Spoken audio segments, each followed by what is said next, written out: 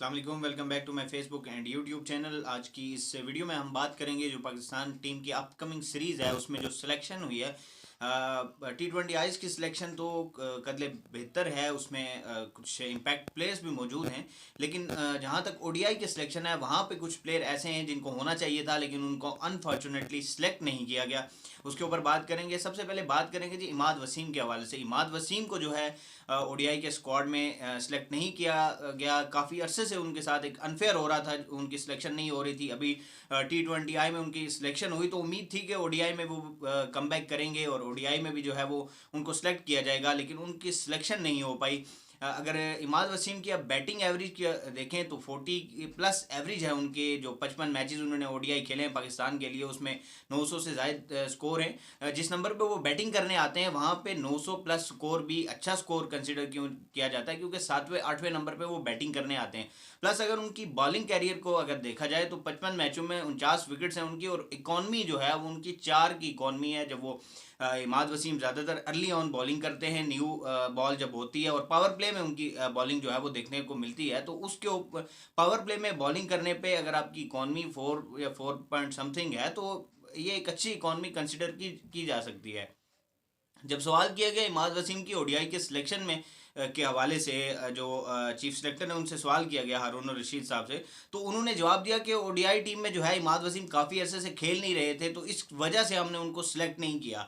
जब ये वजह है सिलेक्ट ना करने की, तो क्या वो इसी तरह बाहर बैठे रहेंगे? जब हम उनको मौका देंगे, उनको जो है वो चांसेस देंगे, तो वो टीम में आएंगे और परफॉर्मेंस देंगे। आगे जो है आपने वनडे वर्ल्ड कप खेलना है, एशिया कप खेलना है, तो वहाँ पे जो है इमाद वसीम जो है आपके लिए एक आपकी सक्सेस का एक की पॉइंट हो सकते हैं। इमाद वसीम जिस तरह की वो बैट्समैन हैं, जिस तरह की वो बॉलिंग करते हैं, तो वहाँ पे इमाद वसीम की आपको ज़रूरत होगी, क्योंकि इंडिया का जो ट्रैक है वहाँ पे स्पिनिंग विकेट्स होती हैं। बाल स्पिनर का जो है वो ज़्यादा ग्रिप करता है, स्पिन होता है, तो वहाँ पे इमाद वसीम जो आपका एक अच्छा ऑप्शन हो सकते हैं। लेकिन जब आप उनको होम सीरीज़ में या एशिया कप और वर्ल्ड कप से पहले जो सीरीज़ आ रही हैं वहाँ पे उनको चांसेस नहीं देंगे, तो वो कब बनेंगे, कब वो आपके लिए परफॉर्म करेंगे? तो ये कुछ कंसर्न्स हैं इमाद वसीम को लेकर। इमाद वसीम की सिलेक्शन जो है वो टीम में होनी चाहिए थी, अनफॉर्चुनेटली नहीं हो सकी।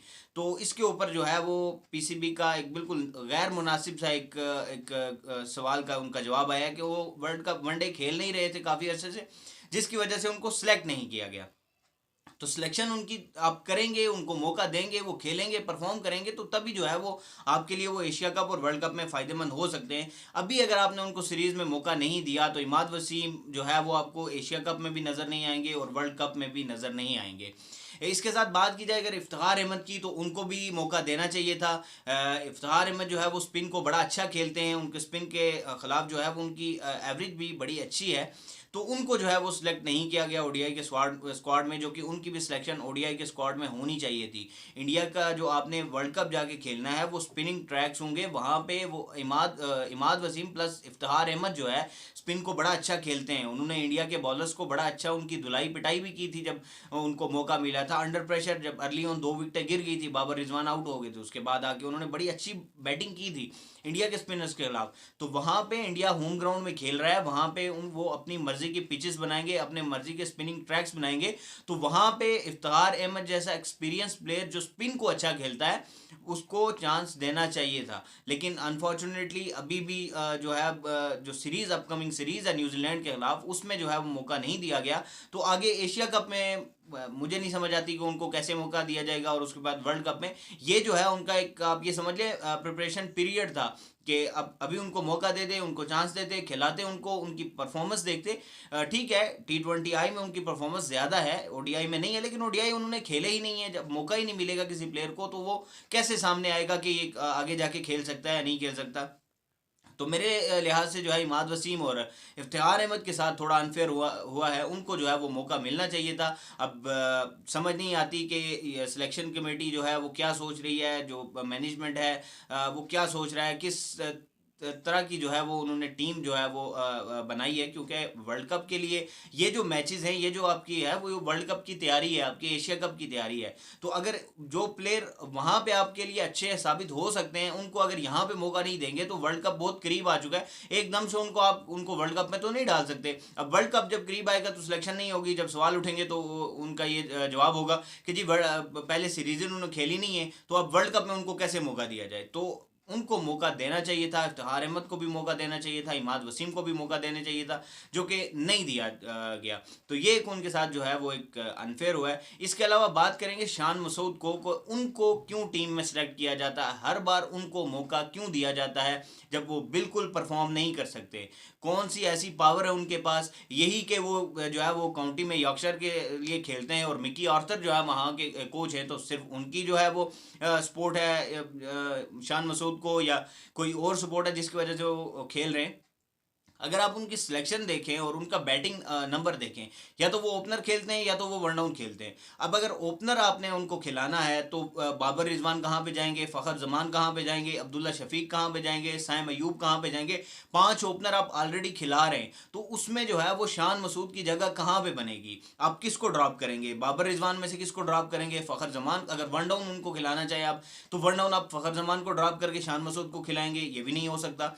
तो उनकी नंबर समझ नहीं आया T20 में भी। और अगर ओडीआई में अगर बात करें तो ओडीआई में जो है वो बाबर रिजवान, चले बाबर अगर ओपनर नहीं, रिजवान ओपनर नहीं भी आते ओडीआई में, तो उनके साथ अब्दुल्ला शफीक आएंगे। अगर अब फ़खर जमान वन डाउन को खिलाते हैं तो फिर जो है वो शान मसूद को आप कहाँ पे खिलाएंगे। अगर ओपनिंग में खिलाते हैं तो आप बाबर को ड्रॉप नहीं कर सकते, बाबर को ड्रॉप करके आप शान मसूद को बिल्कुल नहीं खिला सकते। अब्दुल्ला शफीक को ड्रॉप करेंगे तो फिर शान मसूद खेलेंगे, या फ़खर जमान को ड्रॉप करेंगे तो फिर शान मसूद खेलेंगे। तो उनका एक तो बैटिंग ऑर्डर भी नहीं बनता, और उनकी सिलेक्शन जो है वो समझ से बालातर है कि इतने मौके उनको मिल चुके हैं, लेकिन उनकी कोई मैच विनिंग इनिंग्स और एक्स्ट्रा ऑर्डिनरी परफॉर्मेंस अभी तक देखने को नहीं मिली। तो ये जो है T20I में 5 ओपनर आपके पास ऑलरेडी हैं। बाबर हो गया, रिजवान हो गया, इसके अलावा आपका फ़खर जमान हो गया, साइम अयूब हो गया। तो 5 ओपनर ऑलरेडी आपके पास बैठे हुए हैं। आप छठे शान मसूद को कहाँ पे खिलाएंगे। अब आपने 4 भी तो एडजस्ट कर रहे हैं, बाबर रिजवान ओपनर आ गए, फ़खर जमान वन डाउन आ गए। तो फिर उसके बाद जो है वो अगर शान मसूद आएंगे तो इफ्तिखार अहमद कहाँ पे खेलेंगे।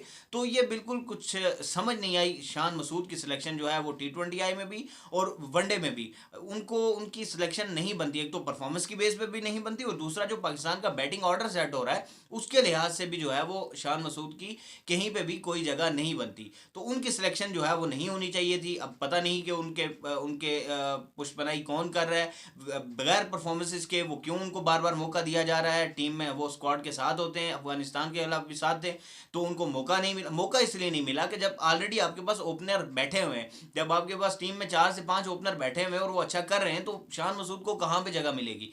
तो ये जो है वो एक सवालिया निशान है शान मसूद की सिलेक्शन, और इमाद वसीम और इफ्तिखार अहमद को ना सिलेक्ट करना जो है ये एक सवालिया निशान रहेगा। और अब देखते हैं कि सीरीज़ कैसी जाती है, कैसा परफॉर्म करता है, और आगे जो अपकमिंग इवेंट्स हैं उसमें जो है पाकिस्तानी टीम की सिलेक्शन क्या होती है। इसी जो है वो 15-20 का जो ग्रुप अभी बनाया है पीसीबी ने और सिलेक्शन कमेटी ने, इसी में से जो है आपके एशिया कप में भी प्लेयर्स जाएंगे और आपके वर्ल्ड कप में भी प्लेयर्स जाएंगे। तो अगर शान मसूद को अभी सिलेक्ट किया गया है और इमाद वसीम और इफ्तिखार अहमद को नहीं सिलेक्ट किया गया, तो एक श्योर सी बात है कि आगे भी पीसीबी और सिलेक्शन कमेटी का ये विजन है कि वो शान मसूद के साथ ही जाएंगे। और अगर शान मसूद के साथ जाते हैं तो वो 5 ओपनर जो टीम में खेल रहे हैं वो कहाँ पे जाएंगे, शान मसूद किस नंबर पे बैटिंग करेंगे, कहाँ पे किस प्लेयर को ड्रॉप किया जाएगा कि शान मसूद को इन किया जाएगा। तो ये सिलेक्शन उनकी एक तो परफॉर्मेंस की बेस पर भी नहीं बनती थी, और दूसरी जो है वो उनकी जो टीम का बैटिंग ऑर्डर है उसको देखते हुए भी उनकी सिलेक्शन नहीं बन रही थी। लेकिन उनको फिर भी जो है वो सिलेक्ट किया गया। अब देखते हैं कि जब न्यूजीलैंड के प्लेयर T20 में जब टीम मैदान में उतरती है तो क्या कम्बिनेशन जो है वो आता है। साइम अयूब को जो मौका मिलना चाहिए और उनको मिलेगा भी, कि अगर उनको सिलेक्ट किया गया है, क्योंकि पिछली सीरीज में उनकी परफॉर्मेंस ठीक रही थी, तो इस वजह से उनको सिलेक्ट किया गया। अब सिलेक्शन के बाद अगर उनको फटे पे बिठा के रखते हैं तो ये गलत बात होगी। अगर उनको बिठा के शान मसूद को खिलाते हैं तो ये भी अनफेयर रहेगा साइम अयूब के साथ। देखते हैं क्या टीम होती है, किस तरह की परफॉर्मेंस होती है। उम्मीद की जाती है कि पाकिस्तानी टीम जो है वो अच्छा परफॉर्म करेगी, अच्छे मैचेस देखने को मिलेंगे क्राउड को। और न्यूजीलैंड का जो शेड्यूल है उसमें भी कुछ तब्दीली है। पहले जो है एक वनडे जो है वो पिंडी ने होस्ट करना था, लेकिन अब जो है वो 2 वनडे मैचेस जो है वो पिंडी को दे दिए गए हैं। 27 का मैच और 29 का मैच जो है वो पिंडी में जो है खेला जाएगा। बाकी का जो है वो शेड्यूल वैसे का वैसा ही रहेगा। तो आज की वीडियो में इतना ही। इंशाल्लाह मुलाकात होगी आपसे अगली वीडियो में, तब तक के लिए